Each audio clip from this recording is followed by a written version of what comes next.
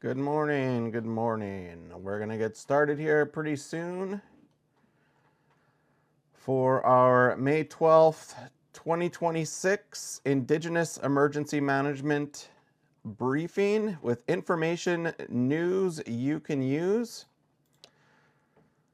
Just going to log in to get a copy of the briefing here. And if you stick around until we're done the briefing, I am going to go through a hazard risk vulnerability assessment training. So if you're interested in that, stick around. But if you do need to catch a recording of this, it'll be up on our YouTube shortly after this live is finished, usually a couple of hours. So stay tuned for that. But as our live propagates through the TikTok web, just give me a minute here and we'll get things going. But as always, you can access our briefings on our app at app.hazardscape.com. They are uploaded every morning, and if you're a free user on the app, you can get a copy downloadable in Word for use in your community. So feel free to do that. And we'll also have on our app the resource library will be updated pretty soon with the Knowledge Hub. So you can download and check that out too if you're looking for information centered on our briefings and what we provide. So today we're going to start with Saskatchewan flooding remains the most acute active emergency right now in the country. 820 people from Red Earth Cree Nation and Shoal Lake Cree Nation remain displaced, with water beginning to recede, but conditions still elevated. And Muscoday First Nation is among 35 communities under a local state of emergency. So if we take a look at our flood hub, this is the area where there's a lot of that flooding going on. So you can see here the projections they're still kind of, rising up over the next 48 hours. So that's in Saskatchewan. And then when we get into areas just northwest of La Loche, they're going to peak here in the next few days as forecasted. So flooding evacuation still remains critical. Up northern Saskatchewan, this is where they're going to peak around the 16th. That's kind of just south of Stony Rapids. And then here we're going to peak around the 14th, 15th, 16th, just south of Lake Athabasca. So that northern Saskatchewan, northern Alberta flooding is still quite critical. Moose Cree First Nations recovering. The community is downgraded to alert level 4. Water levels are no longer critical and continue to decrease, and the process to return all evacuees from Moose Factory Island has started.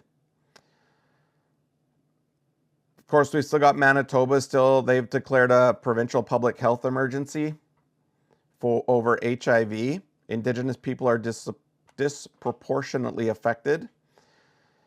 And we continue to see those active long-term drinking water advisories. 39 remain on public systems on reserve in 37 communities, with approximately 5.5 homes and 346 community buildings affected. And 53 active wildfires are tracked across Canada as of this morning. BC holds 24, Alberta, Saskatchewan regions 21.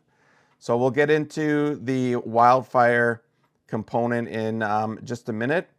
I just wanted to make sure we get through some of the flooding updates. While flood levels have peaked in the Carrot River, where flow levels broke a record earlier this week at 1,000 cubic meters per second, which that's a lot of water coming at you. There's still snowpack remains in the basin, so particularly on the north slopes of the Pasquia Hills, warmer temperatures could trigger additional runoff. So Chief Whitecap of Red Earth Cree Nation and Chief Christine Long John of Sturgeon Lake First Nation remain in close contact with Saskatchewan Prince Albert Grand Council Emergency Operations. So yeah, lots going on in regards to the flooding. We are going to see those cooler temperatures roll in, so that might help with the snowpack melt.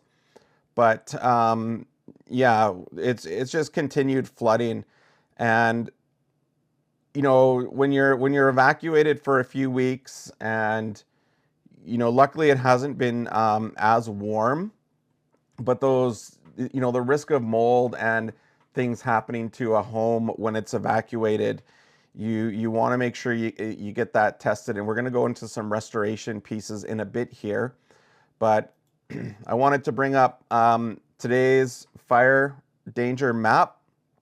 So it's kind of tapered off a little bit in Alberta, Saskatchewan, but BC definitely, they you know, they're in that high to very high area of wildfire danger.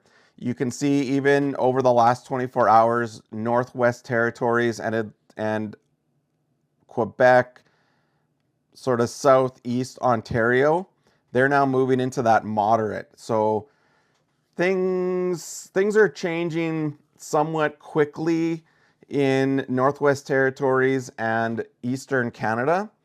If we just take a quick peek at what it looked like yesterday, you could see, you know, Alberta, Saskatchewan. We left the day with some southern Alberta, Saskatchewan, and Manitoba in extreme fire danger ratings. But if we flip back here today, you can kind of see how that's dissipated a little bit over those areas. So kind of an ebb and flow right now. But the big one for me is, you know, looking at the Northwest Territories did taper off a bit too. So that's good news, as they probably saw some cooler temperatures up there. If we look at the fire weather index, if we look at it, what it was yesterday, you could see it was quite high in Alberta, South Saskatchewan, kind of sitting in that 6 to 15 rating in Northwest Territories, but that's dissipated a little bit. So that's good news, but probably just due to some of those cooler temperatures. And if we go to, you know, what we're looking at in terms of temperature heading into the week, you can see where it is cooling, trending at least in the Northwest Territories, in northern Alberta, northern Saskatchewan. So even today is not, that's Tuesday, 9 a.m., 3 p.m., 5 p.m. Let's go check out what we're going to be here. Yeah, so it's Alberta today is going to be quite warm, with Saskatchewan in that kind of central BC. So we're looking at, again, low 20s.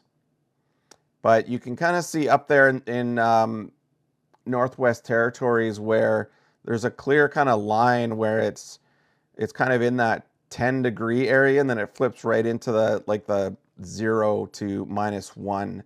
So that corresponds with the fire map we're seeing, where those cooler temperatures are just keeping the fire weather index to be, you know, below low. And as we kind of rock on through the week, you know, if we look at here by Wednesday, we're going to see temperatures in southern Saskatchewan, southeast Alberta, kind of climbing up to those mid-20s all week. By Friday, we start to cool off. So typical May long weekend for Canada, at least in the prairies in the west. It's going to cool down for the May long weekend, but if you kind of look over at Atlantic Canada, they're forecasted to be a little bit warmer. So we'll probably see some of that fire weather index. There we go. That fire weather index kind of continue to creep up in Atlantic Canada. So if you do have any questions, please let me know, and I'll get to it. If you have missed this, we do record it, and it's uploaded to our YouTube every day. And I will, after this briefing, be going through a hazard risk vulnerability assessment training and module in our app. And I also want to make sure to let everybody know that you know, we can't do these briefings without the support of those who are sponsoring us. So First Nations owned All About Abatement. We go back to their image there. First Nations owned All About Abatement. They are, you know, serving Indigenous communities across Canada, and they specialize in asbestos, lead, and mold removal, hazardous materials handling, and interior demolition. So they've been doing this for over 20 years, Kyle and his team. Kyle is First Nations, and they're known for being thorough, fully documented, and keeping people informed through their project management. So if you're chief and council, your housing manager, emergency coordinator, if they're looking for, you know, someone to help deal with post-disaster, post-emergency hazardous material assessments, abatement, testing, whatever it is, give us a shout and I'll get you in touch with Kyle. He's really great to work with. I've had him do asbestos abatement in my own home, so I trust him to go into, you know, any home and do a great job. And yeah, it's because of their sponsorship that we can do these trainings and do these lives. You know, it helps, you know, while these are free to listen to, they're not free to make. And then same with Premier Fire and Flood Restoration. So they are a Canadian-based organization. They have offices in Edmonton, Calgary, Whitecourt, and Saskatoon. They cover a huge stretch of treaty territories across Alberta and Saskatchewan. And their team handles fire damage, water damage, flood, sewer backup, cleanup, and mold remediation, biohazard, and vandalism restoration too. And again, Darcy, who owns All About Abatement, he's been working diligently to help create processes that help with restoration of traditional cultural items. So if you go to our YouTube channel, I actually did a video on that process where they can stop mold growth and contamination of your traditional items through their processes. And they have a cleaning process that also is really gentle with your traditional items. So take a look at that YouTube video, and you know, if you have any questions, again, please reach out, because they're making all of this possible, and I want to recognize them for the work that they do across the country in Indigenous communities. So what else do we have in our briefing here? British Columbia, they're forecasting an elevated risk for extreme or difficult to control wildfires in some parts of the province this year, including the Northeast, Chilcotin and South Thompson regions. Even with normal spring precipitation, areas affected by multi-year drought are kind of at extreme risk, elevated risk. Moderate drought conditions also persist in Caribou Fire Center and the Kamloops Fire Center. And so as of today, they're holding 24 active fires today. And if you go again onto our app, you can get a list of those. Alberta, Saskatchewan.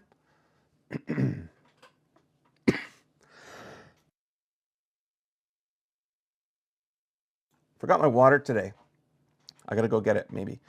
The 2026 wildfire season began March 1st. Fire permits are now required for all burning except campfires, and there are currently no wildfires of note in the province as of this one.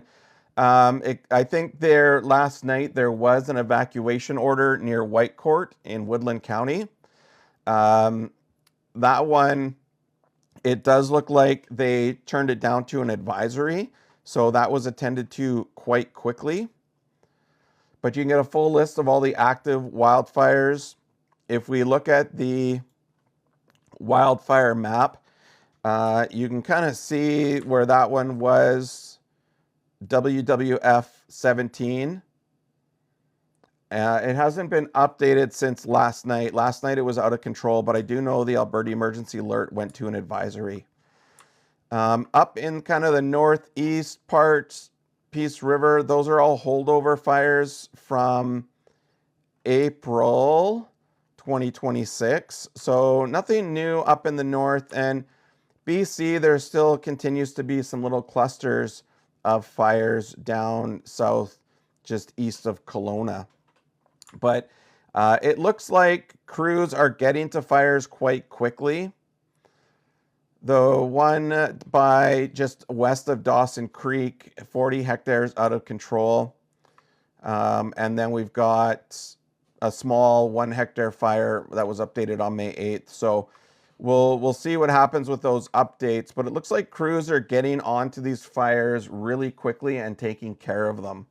So that's nothing's gone too crazy at least yet, but I think we've been lucky with just, whether it's an increase in having more crews, earlier start of the fire season, getting people trained and onboarded and hired faster, that all contributes to a more prepared system. Why does my screen keep doing that? Ontario, Quebec, 2 fires are tracked in this region. Northwestern Ontario sits near Kenora and Sioux Lookout Corridor, an area with numerous First Nation communities. So if we take a look at that one's not on this map for some reason. I don't know why this CIFC map may not be picking them up from Canada as quite quickly. Let me just see if we can get the Canadian must be this one here. Let's go back. Yeah, it's not picking it up on the CIFC map, but it is on the map here from Natural Resources Canada. So that yellow dot just on the Manitoba Ontario border, that's the Kenora Sioux Lookout Corridor, and there's a fire in there, but it's under control. Atlantic Canada has 4 active fires, including 2 new ignitions today. Chaulier Bay, if I say that right, in New Brunswick, near Campbellton and Bathurst, traditional Mi'kmaq and Wolstequi territory. Conditions in the Maritimes have been variable, with above normal temperatures earlier this spring creating drier fuels in some areas. And then, Yukon Northwest Territories holdover fire continues in the Yukon, active since early April in the Champagne and Anishinaabe First Nations territory near Haines Junction.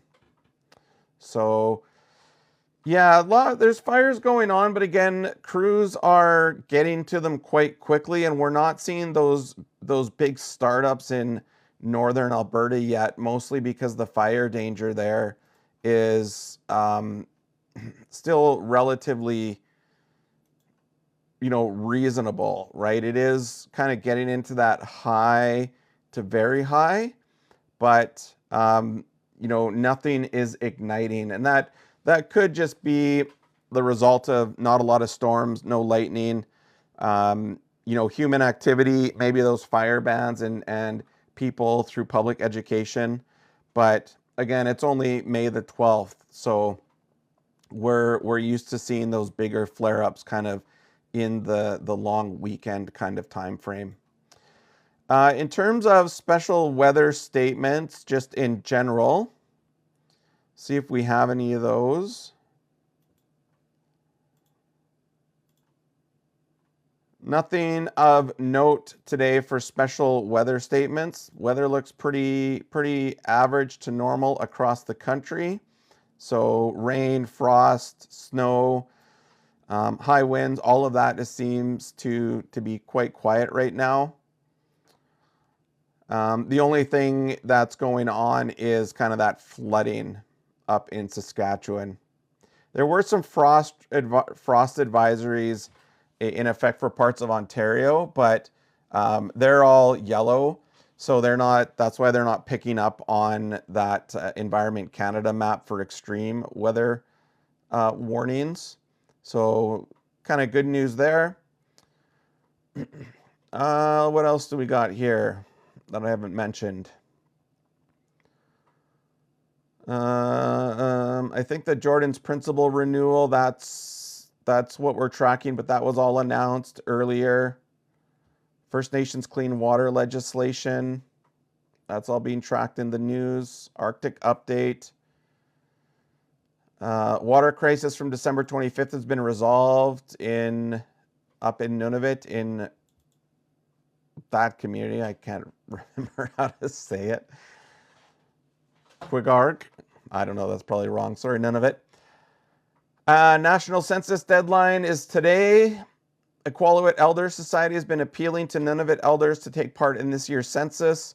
With less than a week remaining ahead of today is the deadline. The news was reporting that the Elders Society noted that census numbers determine how much federal funding flows north and flagged a major discrepancy between census elders counts and health records. So if you are up in Nunavut, especially Iqaluit, make sure you get your census in. Looks like they're really calling for people to make sure that that's done. Community safety news. Canada's own federal reporting tool shows only 2 of the calls for justice from the National Inquiry into Missing and Murdered Indigenous Women and Girls have been fully completed, while 82 are listed as pending. So yeah, still a lot of calls and recognition needed in terms of supports and funding for missing, murdered Indigenous women, girls 2S+. RCMP Languages Project. APTN has reported that an Indigenous language project for the RCMP has earned full program status with ongoing funding. So it's a positive development for culturally safe policing in Indigenous communities. So things you can do right now. Flooding season's active in Saskatchewan. If your community is near a river system, know your evacuation routes. Do not wait for mandatory orders if you feel unsafe.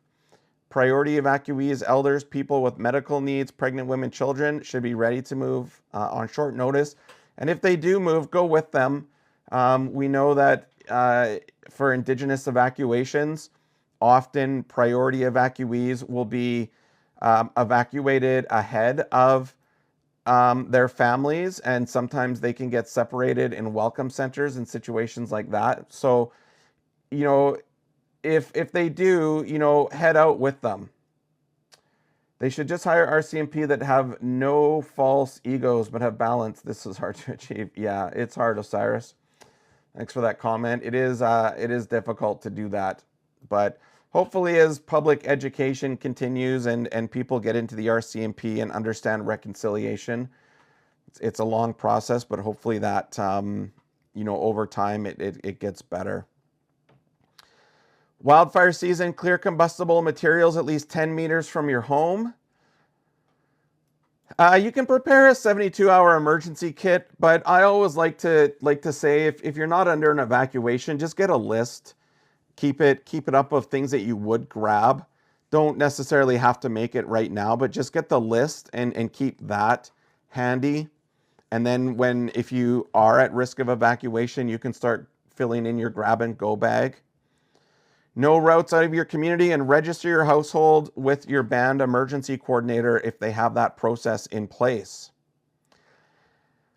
And if your community does get evacuated or is impacted by a disaster and it's eligible for emergency management assistance program funding, you can head over to myhome.hazardscape.com and you can start to fill out an inventory list for you and your family. So if you do want to catalog everything in your home before you evacuate, you can go in and create that list on our application.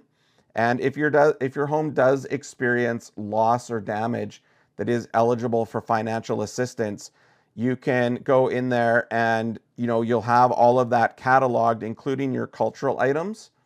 And you can print this off in a report and have it ready for your Indigenous Services Canada funding application right away. So check that out. It's something that we offer as a way to help people prepare. All right, and if you missed this briefing, again, you can get a copy of it at app.hazardscape.com. It is free. Oh, where are you headed to? Off to Algonquin's Miigwech. Peace, love. Thank you, Cyrus. Have a good day. We'll catch you later. We're going to be going through hazard risk vulnerability assessment training in just a few minutes. So if you're not able to attend, you can watch this recorded on our YouTube channel, and we'll see you next time for sure. But yeah, app.hazardscape.com. You can get this for free along with our learning resources, learning library, everything that you need to track what's going on. All of the data sources that we use are here.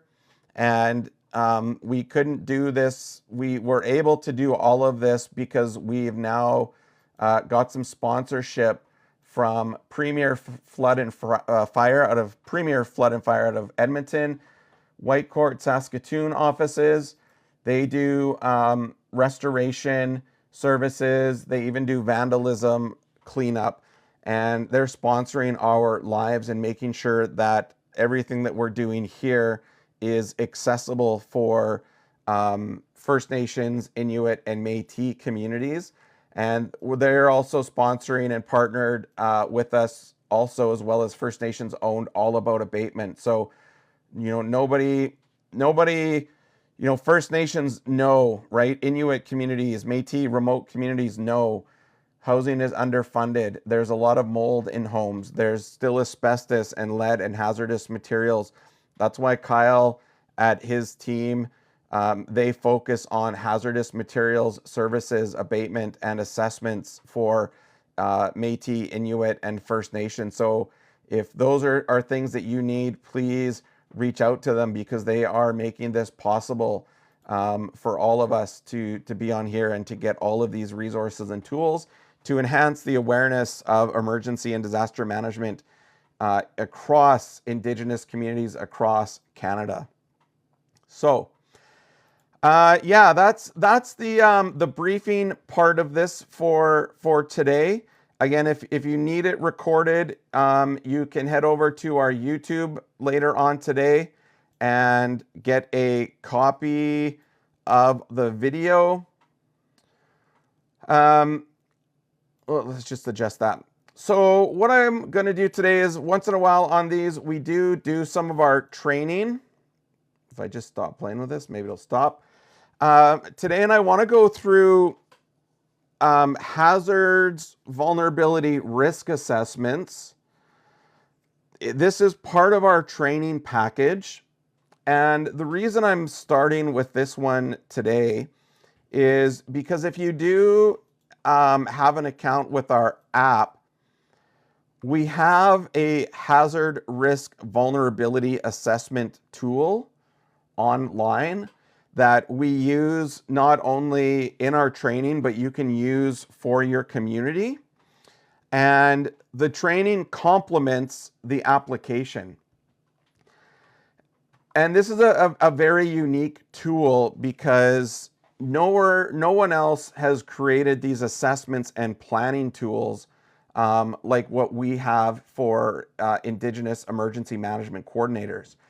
And this is a very different training experience, because normally when you go to a training, you sit in front of your PowerPoint, you sit in the lecture, you get your student manual, you learn all the terminology, you learn how to do it.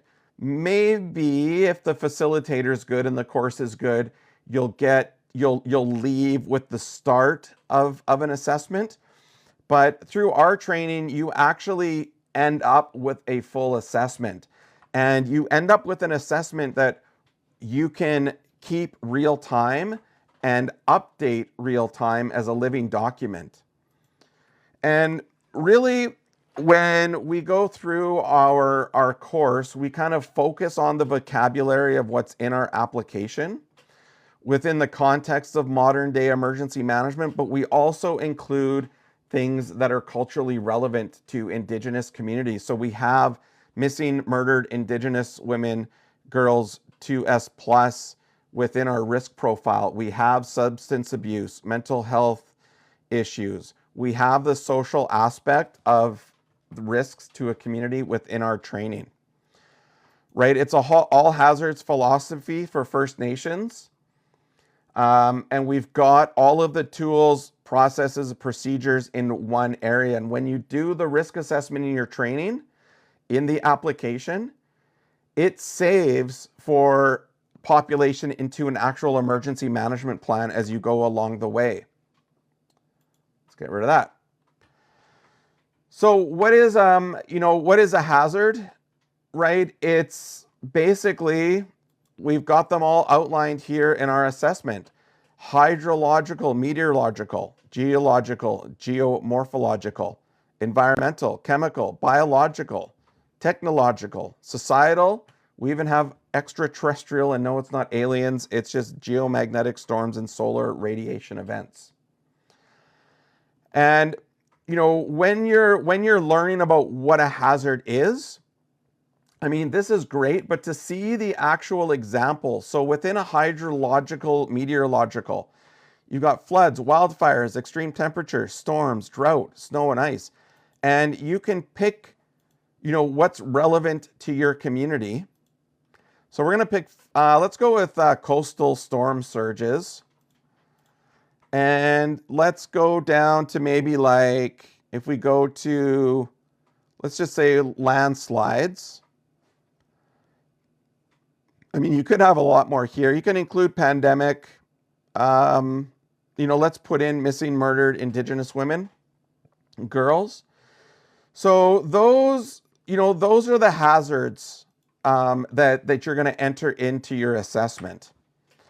And we draw from the United Nations risk and hazard classification, which hosts 281 classified risks, right?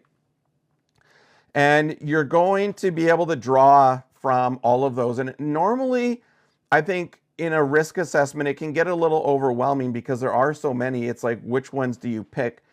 Well, that's where you want to have that conversation with your community, with elders, with staff. That's part of that Indigenous Emergency Management coordination role, right? You want to engage all of community for all of hazards and try and get a really great catalog of what's in your community. So, and that includes pipeline breaks, sour gas well leaks, hazardous materials, critical infrastructure failure, right? Even human-caused hazards. Psychosocial hazards. So again, in our application, that's where we captured under our societal ones: mental health, suicide crisis, government disruptions, program funding disruptions, right?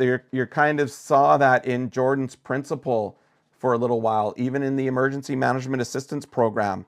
That funding got disrupted during the prorogation of government just over, I think, a year and a half now. So those are things that you want to capture and catalog as risks. It's not just about the environmental and the hydrological,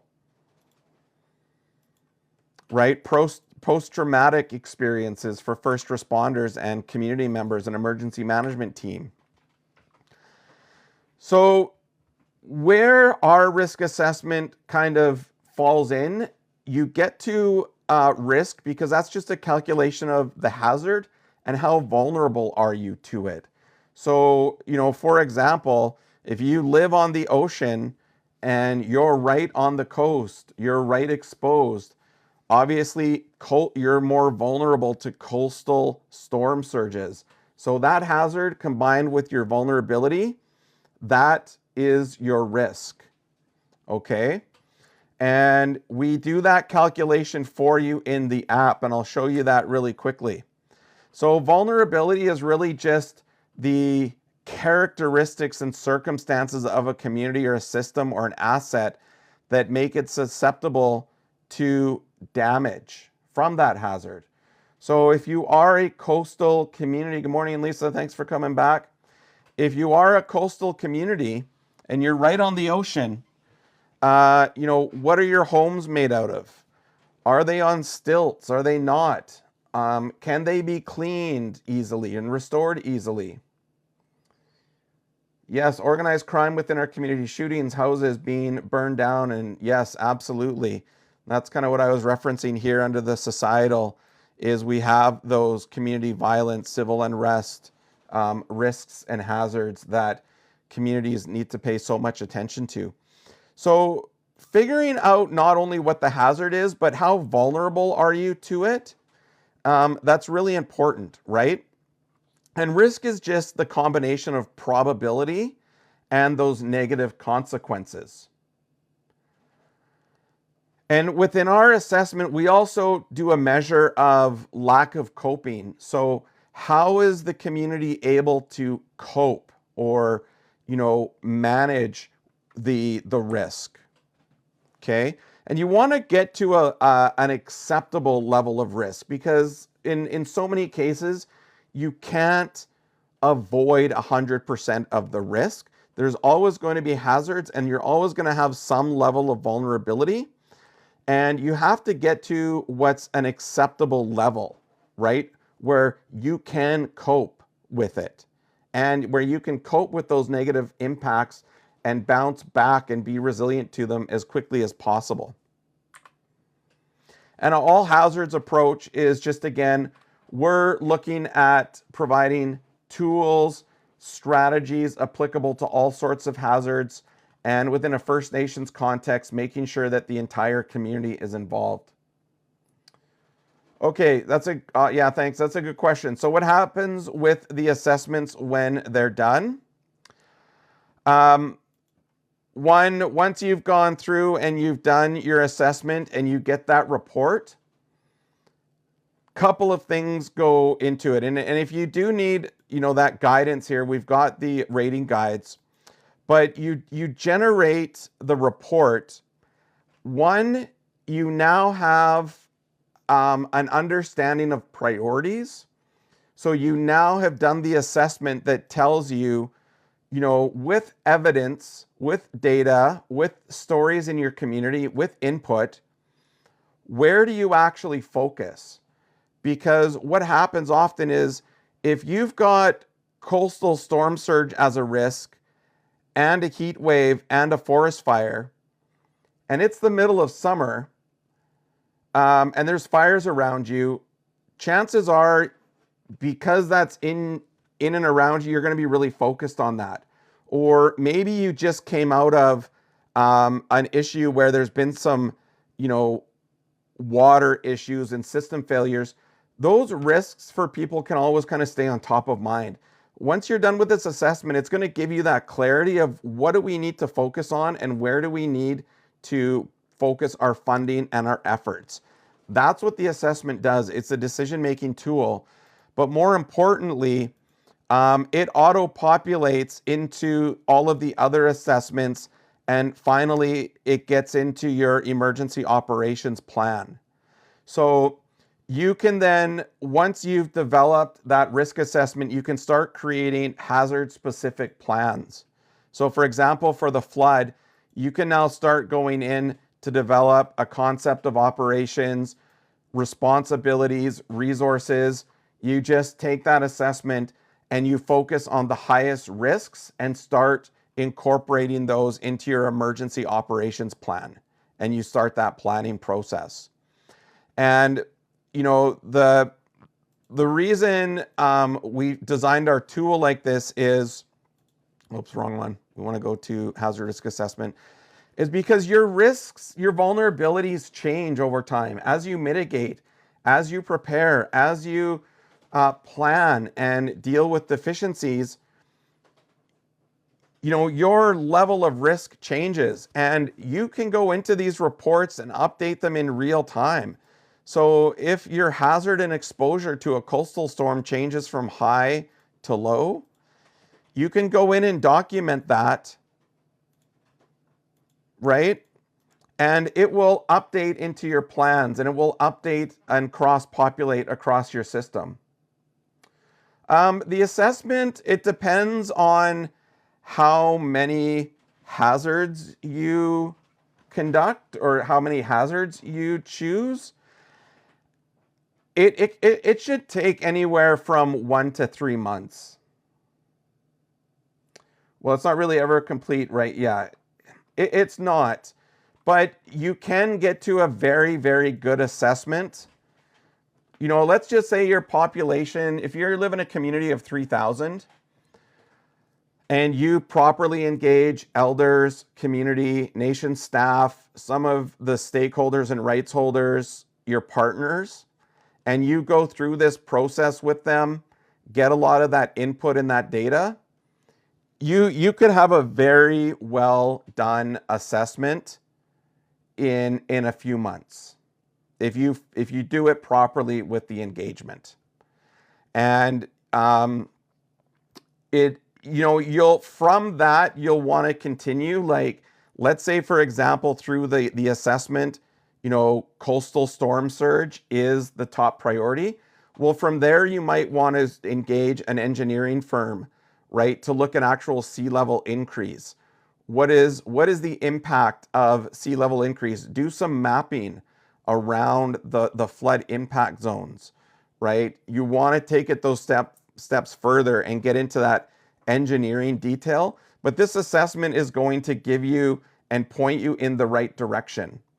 And the other thing I'll note too, right, is when you're done your assessments, and you do decide what you want to do and what you want funding for, everything goes into the grant writer, and it automatically takes your risks, and it starts to help you produce a grant that you can send to ISC. So if we go to a new application here, it's going to ask you, what assessments do you want to pull in? What risks do you want to pull in? Flood, permafrost thaw, right? We want to do that. We want to add our partners, and it's going to create your application, and it's going to populate in all of the information from your assessments, right?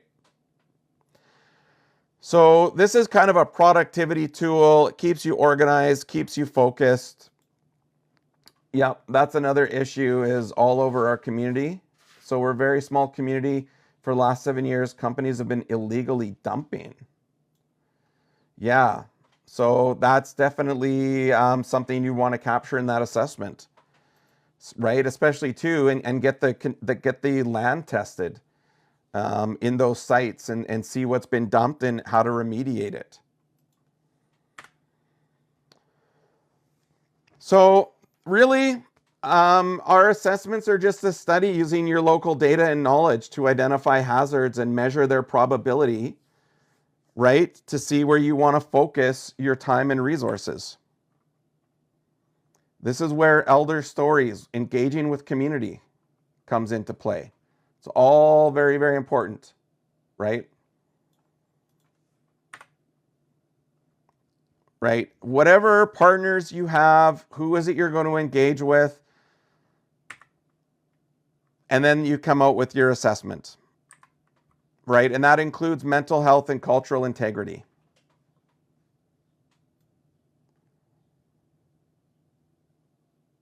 Yeah. Well, yeah, the jurisdictional piece is brutal. Like it is a ping pong for First Nations, right? And that's where I don't know. That's where I think our tool kind of helps because like I've been in those situations where you deal with ISK and they want another copy and then you go here and there and you are that ping pong. At least in here, like you've got a living record of everything and it project manages it for you on your dashboard. So you can kind of see what's complete, right? And where things are at. And that's really important because this is a living document, when you do get asked for those other copies and you do have to go in and make those changes, you're only having to update one record and it's auto-populating across all of your plans and all of your documents. So you're not having to go in like 3 different Word documents, 4 different Excel documents in through SharePoint. You can do it in here so it goes across everything. And there's also like an EM program assessment that I'm going to do a training for that another day. But yeah, with the Inform analysis, you can get through quite a bit just through a fairly informal Q&A community engagement assessment.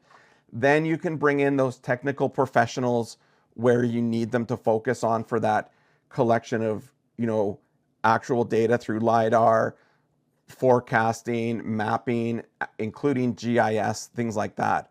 And you can also add in here multi-hazard links. So if you do have coastal storm surges and landslides, that can be an amplifying risk, right? You can add those links in here. So if you do see a storm surge, and that increases the risk of a mudslide or a landslide, then you can, in your planning, have that multi-hazard linkage for your training, for your courses of action, how you kind of manage your resources and priorities and teams for that. And you can add as many relationships as you need, right, in there.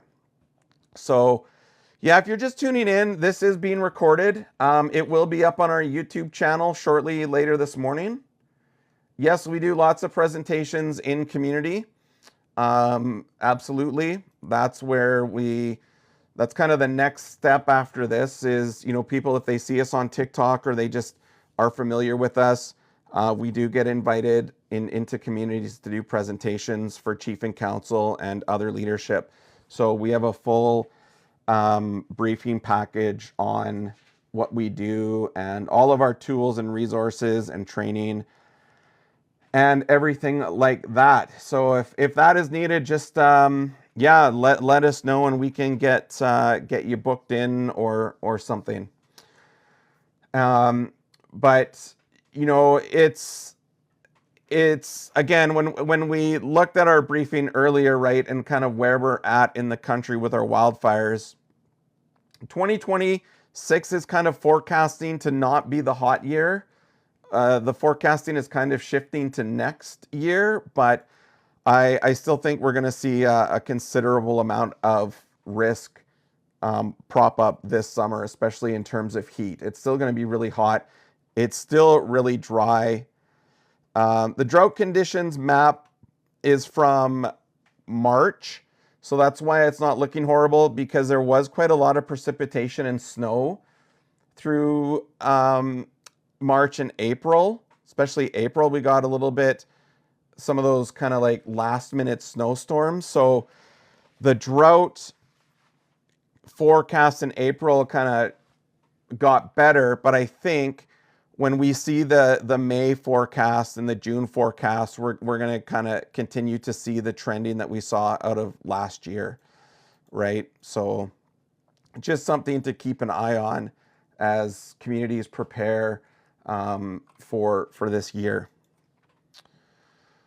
Our learning library, the Knowledge Hub, is going to be populated probably next week, along with our token side of the platform. So if you are either a community leader, chief and council, or an individual and you want to earn money from this, we are installing a revenue generation framework, which means if your community, through their work with us, helps us develop and improve this app, we track that work and communities can be reimbursed for their time through reduction in costs.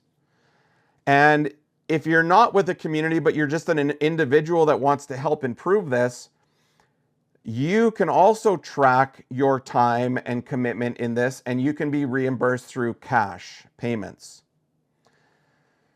So if you're interested in emergency management, or your community wants an opportunity to improve its emergency management program and get big discounts on our services and training, you can do that through our token system.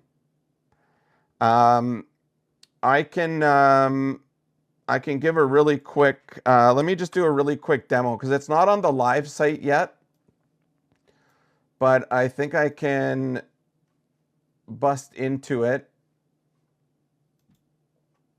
and I can do a really quick live demo.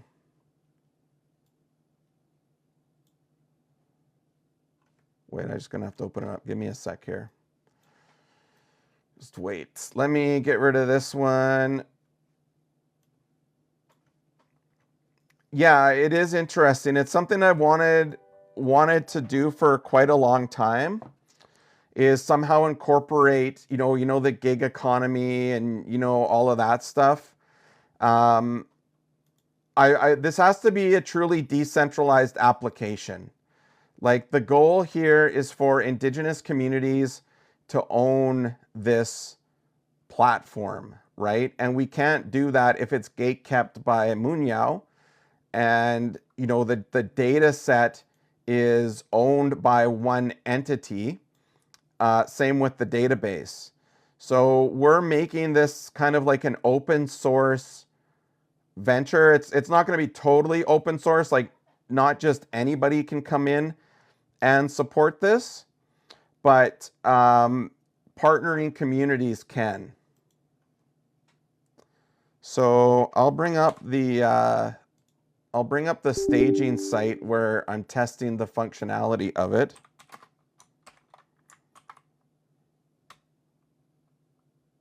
It'll just take me a minute because, again, I got to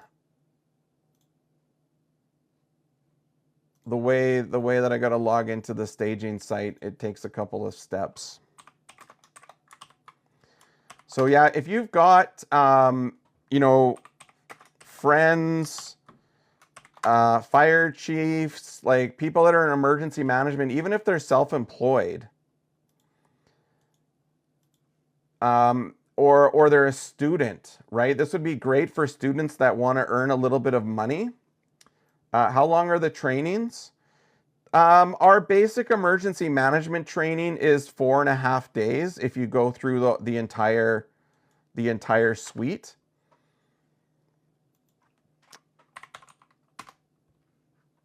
Okay, let's go here.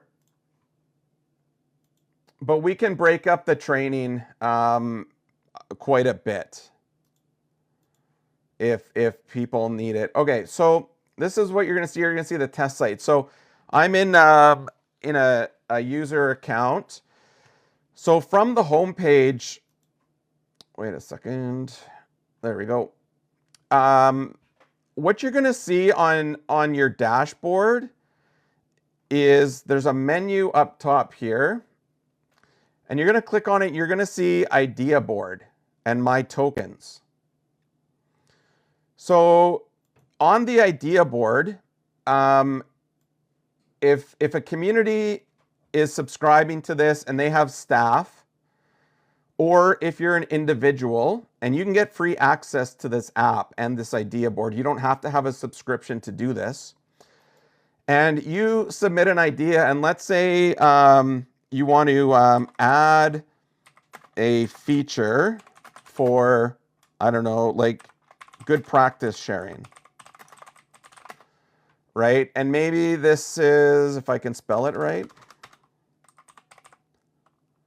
And you go in and you kind of describe the functionality for the app that you want. So, you know, I'd like to share good ideas so other communities can find them. Right? Just as an example, it's a new feature. You can submit it anonymously to the community or not. You submit your idea and it gets put onto the idea board. And now everybody on the app can vote it up or down. And if it meets the criteria with enough votes compared to like, you know, how many people vote, like you can't just come on here and like do an idea and vote yourself and get all your friends to vote. There's a process to it. But if it gets to the point where it should be a feature that is considered by the community, and it gets built and implemented into the application, you can then go, you'll get tokens, right? And for those tokens, communities get a subscription credit and a training credit. So the cost for them to continue using this app and all the planning features and to get some training, they're earning money that's going to reduce the cost of their emergency management program. If you're an individual, those tokens will just be converted to cash through an Interac transfer. And you can, right, you can earn up to like 7 to 10 tokens for a major implementation and feature, which I think for individuals, I don't know if I've got it built in here yet, but I think that can be the equivalent of like a couple $100 just for submitting an idea and kind of like taking part in its development. So, but if you're in emergency management, you want to take it a step further and go beyond just submitting an idea and helping us to kind of build it in here, you could earn more tokens by more involvement. And one example I'll give is, you know, if you're a GIS person, like if you're trained in geoinformational systems and you want to build a map that tracks various hazards and we want to integrate it into this platform, then that would be one of those things where if you're doing a major development like that, you would earn more tokens because you're actually doing work on the side to link in here. But if you're just kind of coming on to the idea board and submitting, you know, a bug fix, data content, performance issues, integration, or other, you know, depending on the sophistication of it, you could earn 1 to 3, 4 to 6, or 7 to 10 tokens, right? You might get 40 or 50 bucks for an idea if it's implemented and the community approves it. So the more engagement you have with us, the more you can make. There is some criteria, right? You have to be a member in the community for a minimum of 3 consecutive months. You have to be verified. You know, before we send money and implement ideas, you know, I'll probably, you know, have to verify your information. Like there's some stuff like that, regular stuff. I'm not just going to have like some dude from Russia log on to here and start submitting ideas to make money and pay him out. But we're definitely creating a system for Indigenous people to earn money to develop this system for their communities. And this is the only thing like this in Canada. I think it's probably the only thing like it in the world for emergency management. And eventually, you know, this platform will be fully Indigenous led through this kind of system. And it's not just going to be one community or one treaty or one region. It's going to be across the country. So, and for your ideas, we want to pay you. right? Like I'm not typical colonizer Munyao who's going to take your ideas, run away with them, and hide in the shadows and sell them. Um, People are going to be compensated for it, and that compensation will increase as the app does better.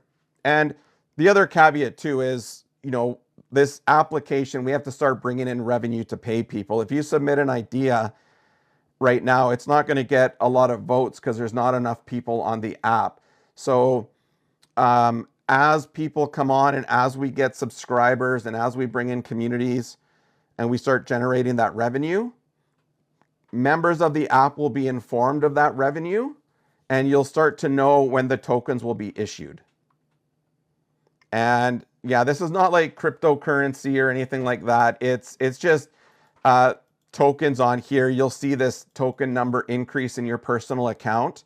And then once it reaches the minimum for a payout, you'll be paid out. So yeah, if people have feedback on that, please let me know. I'm still working out the community side because we want to apply it to the nation's subscription, right? Because, I mean, if a nation wanted money to go in their ECDev account, we could do that. But I think, getting a community subscription down by 20% just from their staff doing their normal work every day, that's a pretty decent savings for a community, and that money can be put to something else in their EM program. It could go to purchasing, more fire equipment. It could go to funding an engineer to come in and do a LiDAR study with a drone. Like, I don't know, like where the community puts that money, it's up to them. But this is the only emergency management system in Canada where emergency managers and communities can make money from doing public safety. So hopefully that kind of, resonates with people and it feeds into that partnership. So if you have any questions, please let me know. Or, if you're just catching this in the recording, you can put them in the comments. But another reason that we're able to do this is because of our sponsors, right? We couldn't be at this point without the groups that sponsor us because they value First Nations, Inuit, Métis, community safety and emergency management. That's how they make their livings. Do you think it would add to their busy schedules? Like, do you mean the planning piece or like the idea of the submissions of the ideas? Which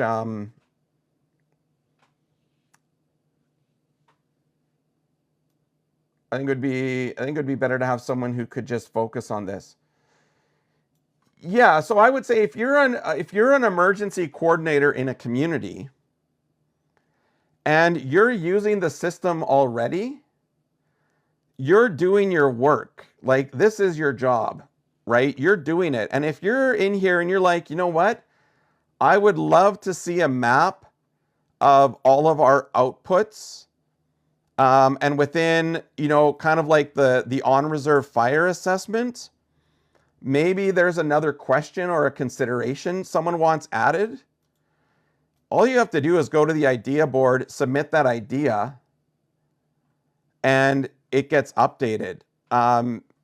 You're just kind of like doing your day-to-day. You're recognizing problems or barriers or productivity slowdowns. I mean, if you can recognize those and submit them in here as part of your job, and it can be built into here, it's going to make your job more productive and easier in the future. So this is kind of like a problem, your daily workflow problem solving tool, right? So I don't think, and if someone just wants to submit idea and make like $20, or a community wants to like reduce their subscription price, you only have to spend 5-10 minutes. But if you want to be more involved and you have that time, you can. You could even contribute to the Learning Library Knowledge Hub. So if you are looking through our Knowledge Hub, right, and you go into our crisis communications, quick reference, and you're like, oh, I'd like, could you add a case study to this? Or, could you add this feature or this information? Or I have a question about my role in recovery. Can you add that? Like, even that could get you half a token and get, earning some revenue. Right? And if you do that 100 times over a year, that could add up to like $500. So I don't know. We'll see.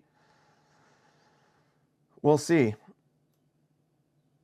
Yeah, this is our knowledge hub. This is coming out in the next build. You won't see it on the live app. This is in the staging one right now while I work it out. But you'll go into this knowledge hub, and we're looking at this basically from an Indigenous perspective. So what is your role in preparedness? Well, we've added in some quick things, right? Develop culturally relevant EM plans, strengthen capacity and training, comm system, build relationships. It's kind of a bit of a checklist of what an Indigenous emergency manager or coordinator should be doing within preparedness. What is an incident management team? What's the difference between an emergency operations center and an emergency coordination center? And all of these will soon be linked to the videos that we have about it as well. Like, we're doing videos. I've got a bunch of videos. Continuity of operations is quite a popular one, especially for administration, operational resilience. This ties into our operation resilience assessment. This one right here. So this is how to make your education, health department, administration, even child and family services admin. This is here to help you with your continuity of operations across your organization. So that's all in our learning library, right? We even have some resources here for like braiding and weaving emergency management knowledge, right? Traditional knowledge with Western emergency management. And you can make it dark and go small, medium, large. Just some fun stuff there. So that's all going to be added into the next iteration of our app, which will be kind of in a couple of weeks. So, and this is all free. This side of the app is free. So you can get the daily sit rep. Oh, this is in the staging area. That's why you can't see it. I'll go to the live one. Oh, I deleted it. Never mind. You can get our daily sit rep, the resources library, and the learning library. It will always be free. And, that's a good time because that's all, it's all free because of these guys, right? Kyle at All About Abatement, he's First Nations. He does hazardous material assessments and asbestos and lead removal in Indigenous communities and homes and buildings. He's sponsoring all of this for Indigenous communities. Same with the partnership that we have with Darcy at Premier Fire and Flood. They do restoration of fire smoke, mold as well. Good afternoon, Verka. Thanks for joining. Premier, they're sponsoring us too. They do a lot of work on reserve, especially with schools, flooding, power outages, flooded gymnasiums. They also do, graffiti removal and vandalism restoration. So those are our sponsors. That's who's making it possible for all of this for you to join free at app.hazardscape.com.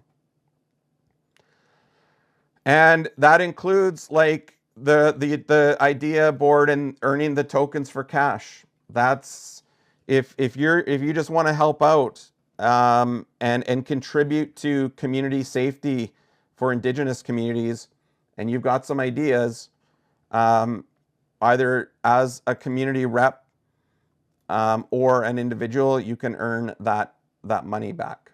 So yeah, lots of new stuff we're rolling out. So yeah, and if you're just joining us, if you missed the whole briefing, our daily situational brief, we're on here every morning doing a brief of all of the current wildfire flood dangers. Thanks for sharing, Mana. Appreciate that. This is recorded, so it'll be up on our YouTube channel, usually by noonish, depending on how quick the internet is and it downloads and uploads to our channel. And then we also did our training this morning on, the hazard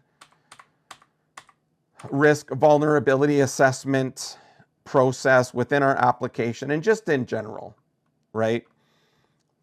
Just in general, but having the tools along with the training is helpful. So in the training, we do it real time. And then we're also looking at some of the forecasts. So this is today going to be a nice day through most of the country. None of it, you're still cool. None of it's always cool. Cool meaning like cool, deadly. But yeah, as the week progresses into Wednesday, it's going to be quite warm on Wednesday, southern Alberta, southern Saskatchewan. But then as the long weekend rolls in, of course, we're going to see that cool air come in Saturday and roll through. Hopefully, holiday Monday, we don't have a forecast through that day. Very confident yet, but shaping up to be fairly nice. So if you have any questions, throw them in the chat or please let me know. We're here every day live doing our briefings. You can go onto our YouTube channel, Hazardscape, check out our past daily briefings, and you can also get the briefing in our app at no cost at app.hazardscape.com. All right. I think that's pretty good for today. I don't have much more to go over unless anyone has any questions.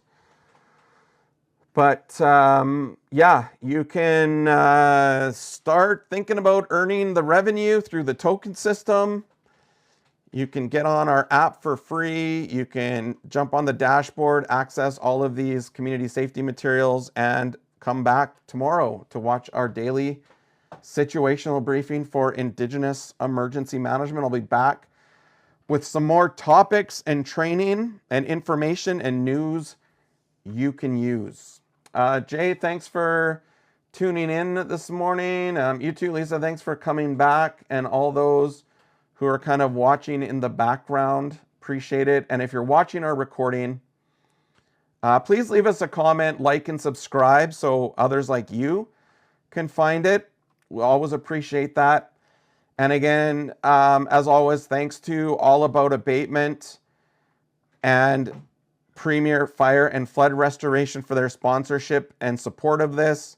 If your community or housing department needs expertise in hazardous materials assessment or post-emergency disaster restoration, let me know and I'll get you in contact with Kyle and Darcy.